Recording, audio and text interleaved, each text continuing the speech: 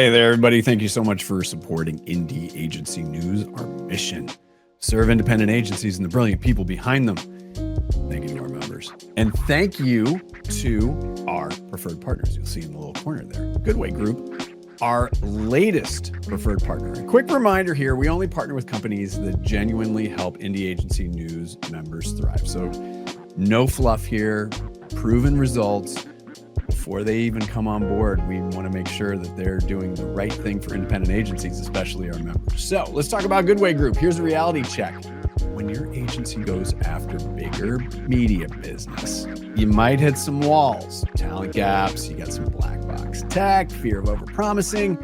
This is where Goodway Group shines. So they're helping over 75 indie agencies, including Left Hand Agency, Indie Agency News member, in the home city of Portland, Oregon. They win like holdcos without the overhead. They're supporting your pitch strategy, bringing over 100 certified media experts, run campaigns flawlessly, or support your in-house teams. Super consultative, which is probably what you need right now. And they've got transparent access to the trade desk, Walmart's DSP, measurement services, and their fraud-busting media buying technology. And they deliver 28% more client budget to working media. That's going to make your clients happy. You want proof? Visit goodwaygroup.com/indie-agencies-unite for a complimentary media audit. Now, I'm going to make this even easier for you. So go to our page, go to the current preferred partners, and you'll be able to see Goodway Group and look at that. The one pain point that they solve, how they help your agency, the proven outcomes. There's that 28% again. But you can get right to scheduling a call, or you can learn more. Again, you're going to be going to that indie-agencies-unite page, and that's right there. Thank you, Goodway Group, for supporting this mission, and enjoy the show. Hello and welcome to another episode of Meet an Indie Agency. Today we have a special one. So a couple of great veterans here from X&O. Let's bring them on stage right now. Brett Banker and Eric Segal. How you doing?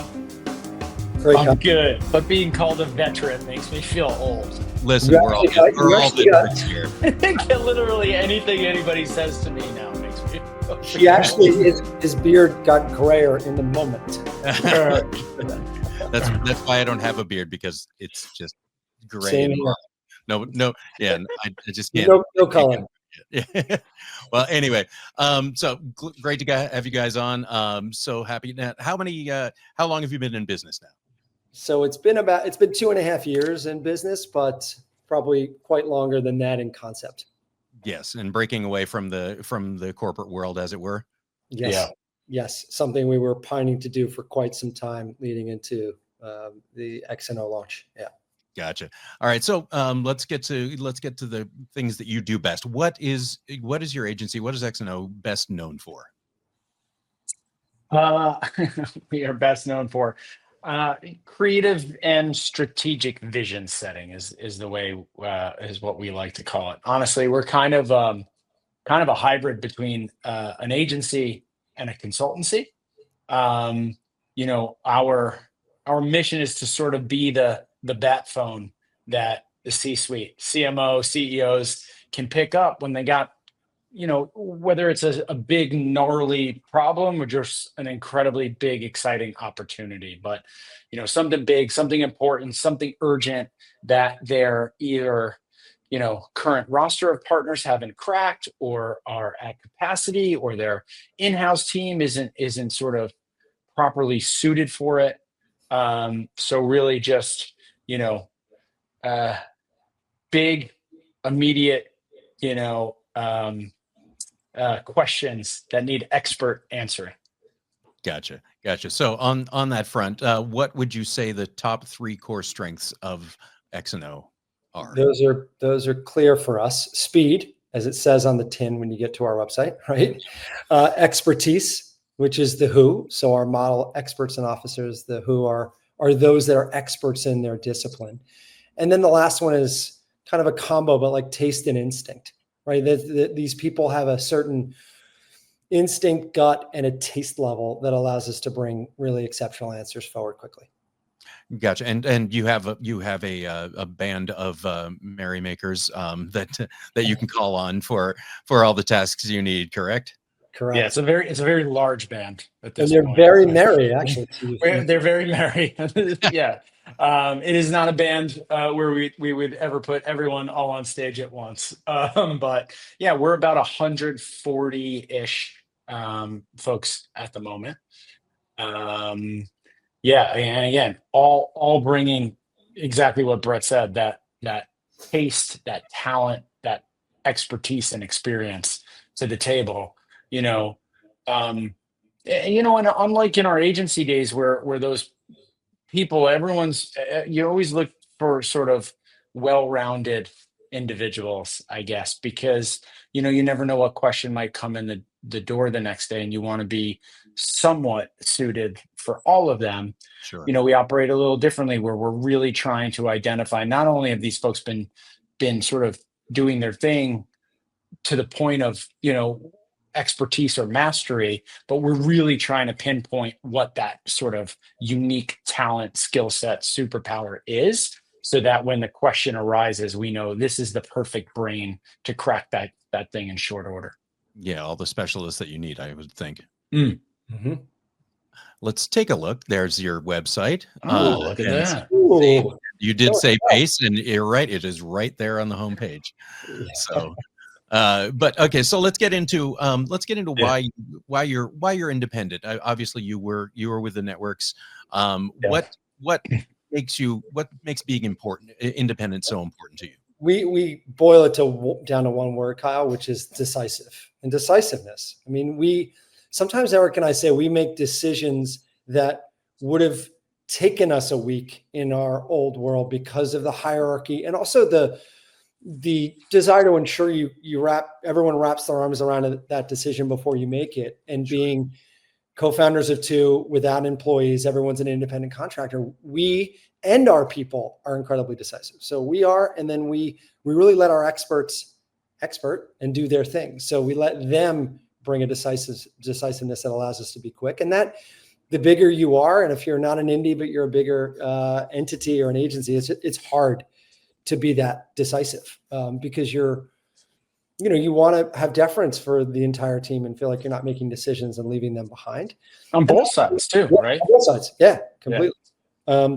And then look, we just like we're an indie because we like being flexible and nimble. Like we love the how empowered we are to build a new product in a few weeks and go, this is a product X&O is going to offer, and be in beta and stress test and be flexible all the time.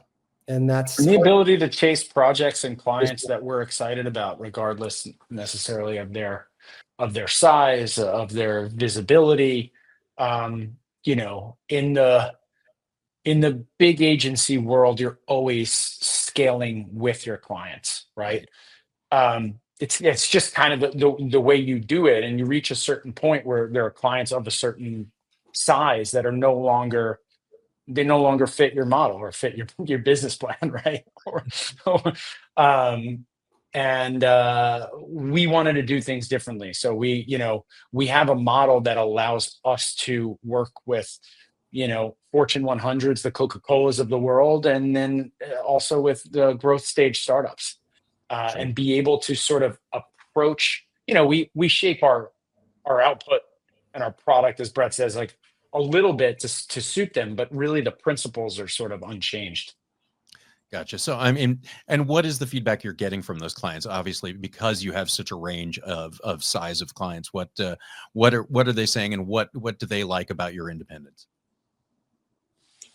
I think one is the price, right? I mean, the exceptional output that you get for what you pay is somewhat, I'd like to say, like borderline unmatched in the industry, because we're operating at such a different price point because we've cut out all the fat, right? There's no overhead, there are no layers. And as we say to clients, so, you only pay for what you need, as Liberty Mutual has said very well over the years, right? We live by that, because what you're paying for are the exceptional brains, and that's it. Nothing, we're not stacking anything in between. And I think they feel that value. So I think that's probably the biggest feedback we've received from clients is. Yeah, it's interesting on the talk about the two types of clients I just mentioned. On the big client sort of side of things, what they really love is our pace, right? I mean, we can turn around answers sometimes in the time it takes to stand up, a global team at a, at a big holdco. Sure. And also we offer focus, right? At a super senior level, which again, you don't really get comparing it to just, our old days. We were just fractured across so many different things, whether that's, current client business, new client business, building culture, talent. So to be able to get super senior talent who is 100% focused for the entirety of a project is super rare. So that's something that our bigger clients really spark to. And on the other side of it, like the growth stage and the smaller clients, they get access to a level of talent I think they couldn't at that price point that Brett mentioned.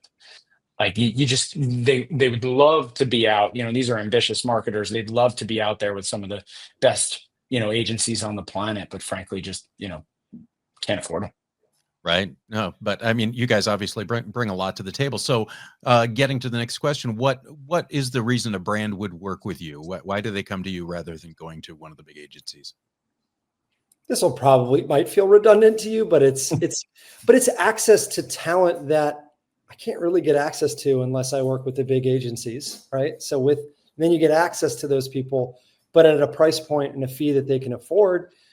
And then the output comes fast and it's exceptional. So if we can continue to deliver against those three legs and the speed at which we can bring great work and access to great expert talent, I think clients will keep coming back. And I just think, I mean, I don't know, marketing leaders, their jobs are just harder, more complicated, more layered than ever, more pressured than ever. Yep. And to get really quick, immediate expertise, regardless of what the shape of that question is. So like today, it's this thing over here, and it's got an eye towards innovation, and tomorrow it's about community building, and the next day it's about salience and transaction. Like they're just so wildly different, and that's like the job of one person sometimes running a brand. So being able to call us yesterday for one thing, today and tomorrow for a complete another thing, and know that you're getting the right brain on that, as opposed to the way it used to work, which is like, all right, I got my full-time team of whatever you want to call it, 10 people, and hope that they're going to be able to address that question today. So I think, immediate and outsized value is what we promise them. And I think we deliver.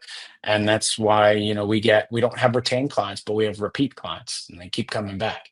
And what we say to them a lot, Kyle, is like, we kind of want to be your 1-800 bat phone, because you can ring us and within a few days we can have that team assembled if it's a pressing challenge or issue. And then, as Eric just said, putting that talent to work quickly and getting access to those brains where you just feel like I've got an ace in the hole. I've got a team of people. It's Eric and Brett outwardly, but I know they have access to this network that is suitable to the question, not available to work on it. And that's a big difference, right? It's suitability versus availability. And I think that comfort level to a brand, we say like the C-suite, that's who we want to be ringing us up, I think is a really valuable card to play. Yeah. And having at your disposal. I think you need to get a signal, your own bat signal, the X. We thought about buying a 1-800 bat phone type of line. Instead, just get one of those giant spotlights, put it on the street. We'll just have one local client. That's it. That'd be perfect. That's it. If you do it, film it.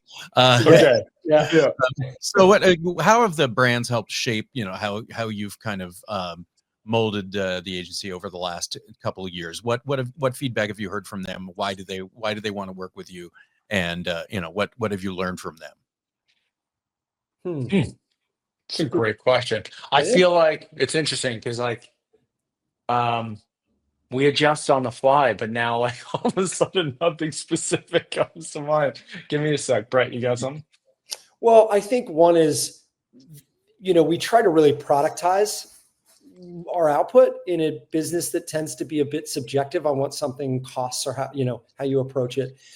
And it was very much built for bigger brands. And we found there was a gap for founders and new to market companies of like, I don't really need all of that. I need something fairly specific. So we've developed new products that I didn't mention the products, but that we're building products quickly to go, here's a brand fit toolkit where we're going to give you your Viz ID and your tone of voice for a new to market, a young brand that is a price point that really fits, but is really what brands that have focused on building their product, but maybe haven't spent a whole lot of time working on brand that a lot of the Fortune 5s have spent decades doing.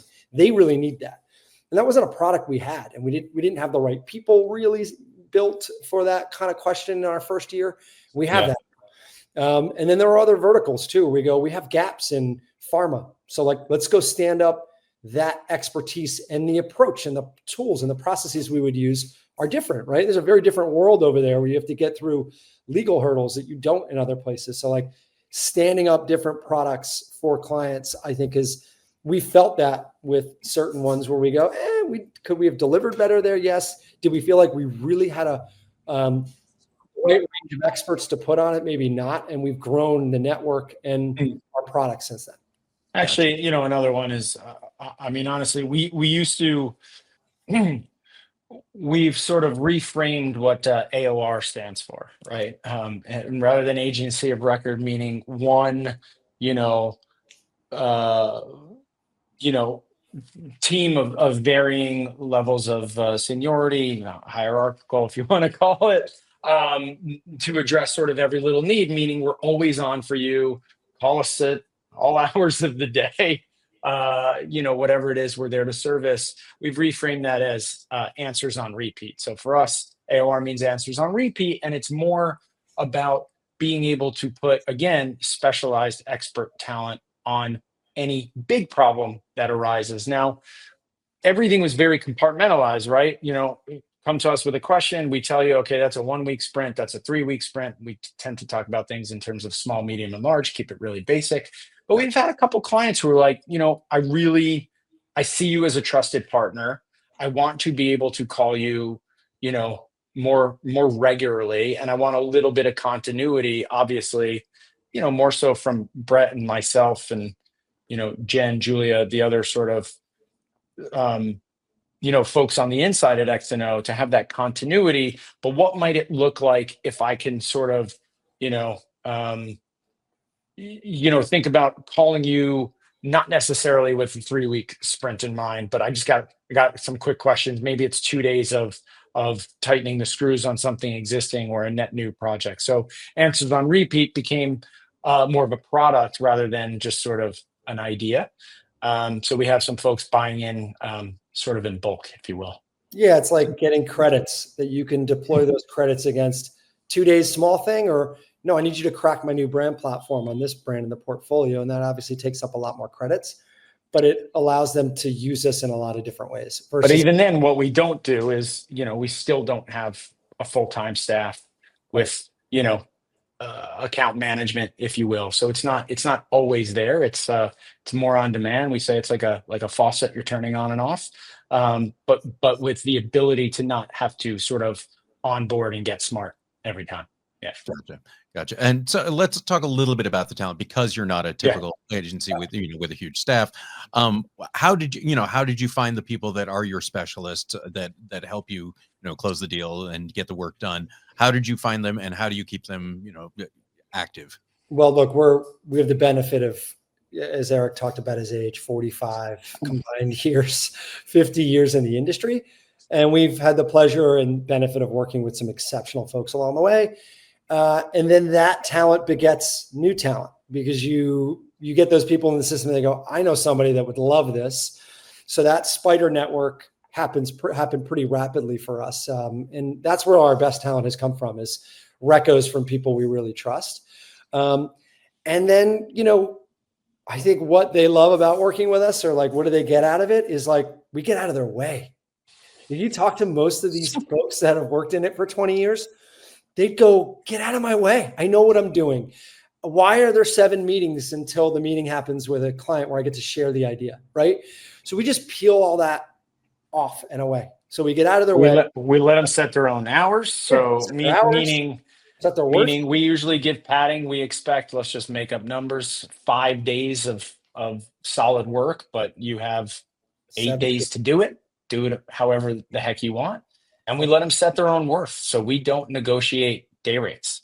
And for a lot of people, that's like unusual for them, because I think, they ask, what's the job pay? And we're like, well, what are you worth?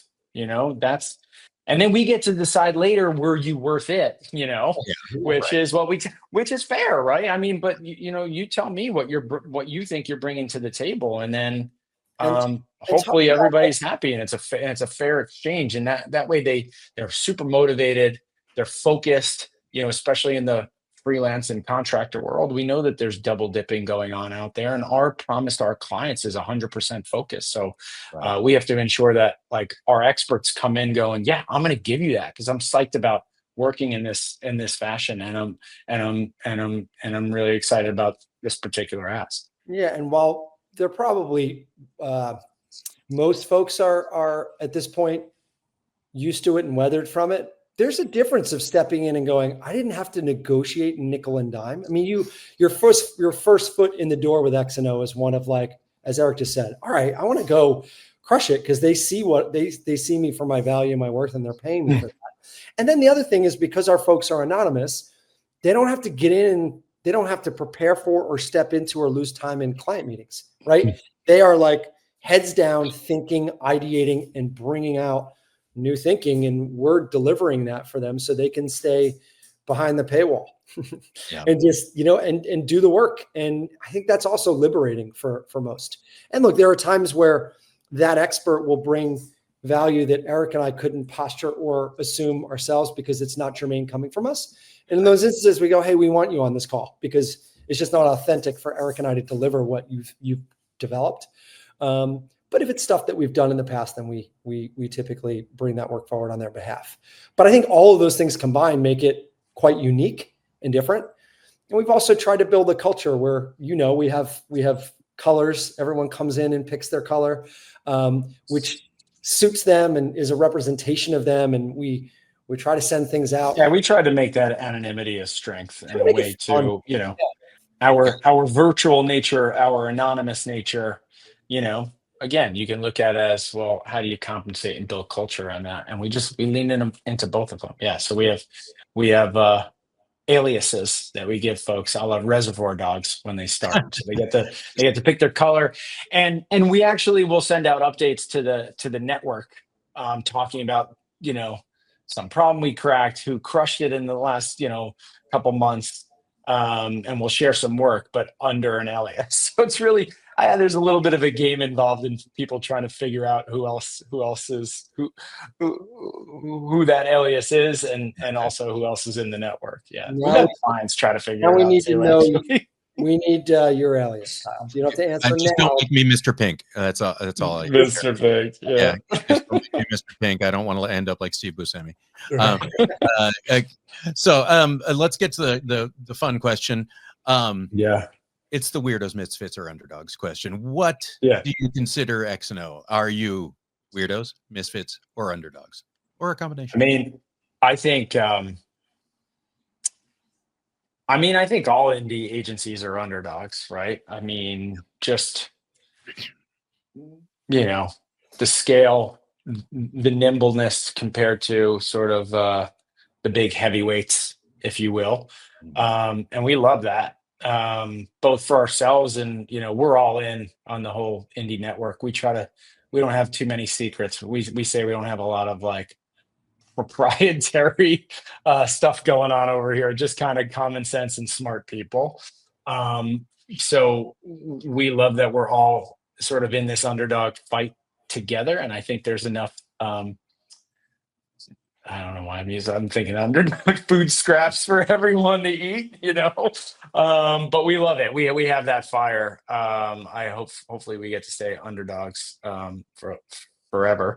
I don't know. Weirdos. I don't think we're that weird. to be honest. I think misfits a little bit in that it's interesting to say like super senior talent who's been like, recognized by the industry repeatedly and has like, pretty accomplished resumes and accolades could be misfits.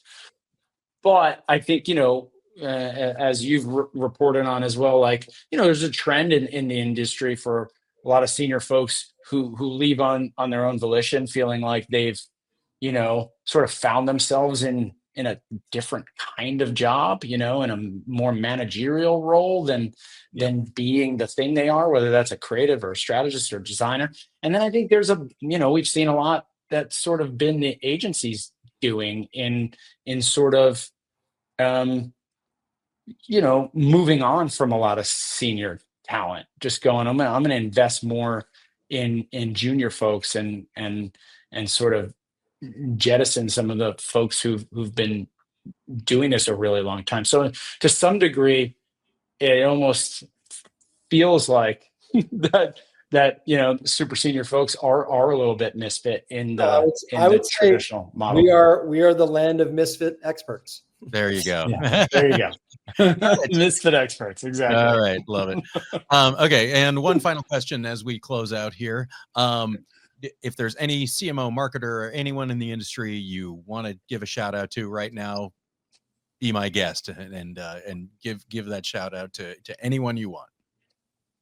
Oh, man, wow, that's special. Look, we have incredible partners. I think we're lucky in that most are, taking a chance on a different model. We've got a lot of close ones at Smashburger. We've worked closely with the president and CEO at a smaller brand like Protein 2.0, or just Andy Haro, who was an incredible client. It's those clients that really embrace the speed, the process, trust, because it requires a lot of trust in our model and to work at our speed and pace. We've done a good amount of work within Coca-Cola, and the fact that a company of that size has been willing to look at us as a viable model and work within it. You look at companies like that and go, oh no, but they'll fall back into their pace and a slower pace that they're used to working with, but they haven't, and they've really embraced our model. We have a lot of fans over there that believe in what we're doing. We're lucky. That is why we're moving to more of a answers on repeat versus an agency of record, because clients are, I think, enjoying the ride and coming back for a second turn. And of course, they enjoy the pace. The big ideas at pace, right there. There it is. Anyway, well, thank you guys, Brett and Eric from X&O. It's been an absolute pleasure, and thank you very much for being part of Indie Agency News. We really appreciate you coming on. Appreciate it. Thanks very much. This has been a Meet an Indie Agency with X&O. Thank you very much. This has been Kyle O'Brien signing off. Thank you.